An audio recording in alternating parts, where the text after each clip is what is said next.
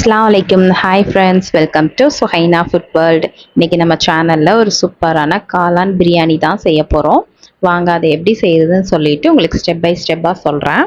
இதுக்கு நான் ஃபஸ்ட்டு இந்த காளான் நான் வாங்கியிருக்கேன். இதில் நான் பாதி குவான்டிட்டி மட்டும்தான் நான் எடுத்துக்க போகிறேன், ஃபுல்லாக எடுத்துக்க போகிறதில்ல. ஸோ இதில் என்ன பண்ணணும்னா, இதுக்கு கரெக்டாக அந்த ஸ்டெப்பை நீங்கள் ஃபாலோ பண்ணிக்கோங்க.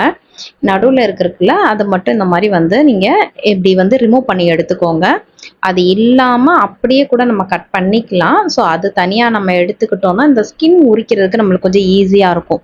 உங்களுக்கு தெரியுதா வீடியோவில் மேலே இருக்கிறத அப்படியே லைட்டாக நீங்கள் உரிச்சிங்கன்னா அந்த ஸ்கின் எல்லாமே அழகாக நம்மளுக்கு பீல் ஆகிட்டு வரும். இது மாதிரி நீங்கள் எல்லா காளான்லேயுமே இந்த மாதிரி மேலே இருக்கிற ஸ்கின்னை ரிமூவ் பண்ணிடணும். உங்களுக்கு டிஃப்ரென்ஸ் தெரியுதா? நான் ஒரு இது காளான் உரிச்சு வச்சுருக்கேன், இன்னொன்று உரிக்காமல் அப்படியே இருக்கிறது, அதில் கொஞ்சம் மண்ணாக அழுக்காக இருக்கும். ஸோ அதனால் இந்த மாதிரி உரிச்சு எடுத்துக்கோங்க. இது மாதிரி எல்லாத்தையும் உரிச்சு எடுத்துட்டு அதை நல்லா வாஷ் பண்ணிவிட்டு இந்த மாதிரி 2 பீஸாக கட் பண்ணிக்கோங்க. 4 பீஸாக கூட கட் பண்ணிக்கலாம். பட் வதக்கும் போது நம்மளுக்கு காளான் இன்னுமே சுருங்கும், அதனால 2 போட்டாலே கரெக்டாக இருக்கும். ஸோ வேணுன்ற அளவுக்கு நம்ம அதை கட் பண்ணி வச்சுக்கிட்டோம். இதுக்கு நான் இப்போது ஒரு 5 டேபிள் ஸ்பூன் அளவுக்கு ஆயில் சேர்த்துருக்கேன். கீ வேணும்னா சேர்த்துக்கோங்க. எனக்கு கீ சேர்க்குறதுக்கு எனக்கு பிடிக்காது, அதனால் நான் ஆயில் மட்டும்தான் சேர்த்துருக்கேன். இது கூடயே பட்டை, கிராம்பு, ஏலக்காய் எல்லாம் சேர்த்துட்டு அது கூடயே நீல வாக்கில் கட் பண்ணி வச்சுருந்த 2 பெரிய சைஸ் வெங்காயத்தை இதில் சேர்த்து இதையும் நல்லா வதக்கி விட்டுக்கோங்க. நம்ம பிரியாணிக்கு எப்படி செய்வோம், அந்த வெங்காயத்தோட கலரே சேஞ்ச் ஆகிற வரைக்கும் நம்ம வதக்குவோம் இல்லையா, அந்த அளவுக்கு இதை வதக்கிக்கோங்க. அப்போ தான் நம்மளுக்கு நம்ம சிக்கன் மட்டன் சாப்பிட்ற அந்த ஒரு ஃபீல் இதில் கிடைக்கும். அந்த டேஸ்ட் இல்லைனாலும் அந்த பிரியாணி ஃப்ளேவர் அதே மாதிரி நமக்கு கிடைக்கும். அதுக்கப்புறம் கொத்தமல்லி, புதினா இந்த ஸ்டேஜில் இதையும் ஆட் பண்ணி நல்லா வதங்கினதுக்கப்புறம் இதுக்கப்புறம் நம்ம என்ன சேர்க்கணுன்னா, இஞ்சி பூண்டு ஒரு 1.5 ஸ்பூன் அளவுக்கு சேர்த்துக்கோங்க. அதையும் போட்டு நல்லா இதோட மிக்ஸ் பண்ணி விட்டுக்கோங்க, அந்த பச்சை ஸ்மெல் போகிற வரைக்கும். அதுக்கப்புறம் இதில் நம்ம என்னென்ன பொடி வேணுமோ அதை சேர்த்துக்கலாம். காரத்துக்கு மிளகாய் தூள் 1 ஸ்பூன் சேர்த்துருக்கேன். ஒரு 1/2 ஸ்பூன் அளவுக்கு மஞ்சத்தூள், அப்புறம் பெப்பரும் சீரகமும் சேர்த்து அரைச்சி நான் அது ஒரு 1 ஸ்பூன் அளவுக்கு சேர்த்துருக்கேன். அப்புறம் மல்லித்தூள் 1 ஸ்பூன். இது கூட கொஞ்சம் கரம் மசாலாவும் சேர்த்துக்கலாம், அதுவும் இன்னும் நல்லாயிருக்கும். ஸோ இதெல்லாம் போட்டு நம்ம செய்யும்போது தான் நம்மளுக்கு அந்த காளான் சாப்பிடும்போது அந்த காளான் சாப்பிட்ற ஒரு ஃபீல் இல்லாமல் அது ஒரு நல்லாயிருக்கும், அந்த டேஸ்ட்டே நல்லாயிருக்கும். அதுக்கப்புறம் தக்காளி, ஒரே ஒரு தக்காளி, நல்லா பெரிய சைஸாக இருந்தால், மீடியமாக இருந்தால் 2 தக்காளி, 2 பச்சை மிளகாய் அதையும் போட்டு இதோட வதக்கிக்கோங்க.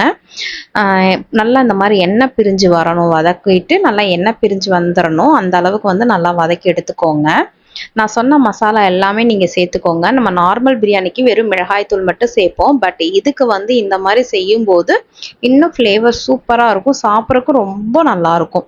இது கூட ஒரு 2 ஸ்பூன் அளவுக்கு தயிர் சேர்த்துக்கோங்க. இது நல்லா வதங்கினதுக்கப்புறம் சேர்த்துட்டு அதோட சேர்த்து இதையும் கொஞ்சம் நேரம் நல்லா மிக்ஸ் பண்ணி விட்டுக்கோங்க. நல்லா அந்த மசாலா எல்லாம் ஒன்று சேர நல்லா குலைவாக வந்ததுக்கப்புறம் நம்ம ஆல்ரெடி வாஷ் பண்ணி கட் பண்ணி வச்சுருந்தோம் இல்லையா, அந்த காளான் இதில் சேர்த்துக்கோங்க. சேர்த்துட்டு இதோட சேர்த்து அதையும் ஒரு 2 மினிட்ஸ் இந்த மாதிரி நல்லா மிக்ஸ் பண்ணி விட்டுருங்க.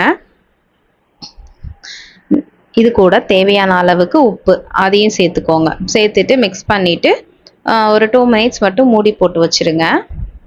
அதுக்கப்புறம் நம்ம எடுத்து பார்த்தோம்னா நம்மளுக்கு இந்த மாதிரி எண்ணெய் பிரிஞ்சு தனியாக வரும், கொஞ்சமாக இதில் தண்ணி நிற்கும். ஸோ அந்த தண்ணி மட்டும் கொஞ்சம் ட்ரை ஆகிற வரைக்கும் மட்டும் கலந்து விட்டுக்கோங்க. அப்புறம் நம்ம தண்ணி அளந்து ஊற்ற போகிறோம்ல, அது கரெக்டாக இருக்கும். இப்போ நான் பாஸ்மதி ரைஸ் தான் எடுத்திருக்கேன். நம்மளுக்கு எல்லாருக்குமே தெரியும் மெஷர்மெண்ட்டு, 1 கப்புக்கு 1.5 கப் தண்ணி. ஸோ அதே மெஷர்மெண்ட்டு தான் நானும் எடுத்திருக்கேன். 1.5 கப் தண்ணி சேர்த்துக்கோங்க. சேர்த்துட்டு இந்த ஸ்டேஜில் நீங்கள் உப்பு, காரம் இதெல்லாம் பார்த்துக்கோங்க. எல்லாம் கரெக்டாக இருந்துச்சு அப்படின்னா தண்ணி கொதிக்கிற வரைக்கும் வெயிட் பண்ணிக்கோங்க மூடி போட்டு. அதுக்கப்புறம் தண்ணி இந்த அளவுக்கு நல்லா கொதிச்சதுக்கப்புறம் ஒரு 1/2 அன் ஹவருக்கு முன்னாடி நம்ம பாஸ்மதி ரைஸை கழுவி ஊற வச்சுருந்தோம், அதை எடுத்து இதில் நம்ம சேர்த்துக்கலாம்.